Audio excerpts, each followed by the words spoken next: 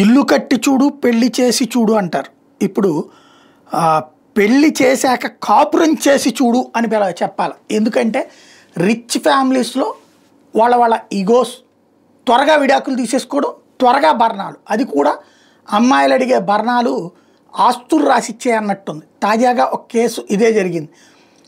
ఓ మహిళ తన మొదటి భర్త నుంచి విడాకులు తీసుకుని 20 లక్షల సెటిల్మెంట్ పొందింది. తర్వాత ఇప్పుడు మళ్ళీ ఇదివరకే విడాకులు తీసుకుని ఒక అబ్బాయిని పెళ్లి చేసుకుంది. ఇప్పుడు అతని నుంచి విడాకులు అడుగుతోంది.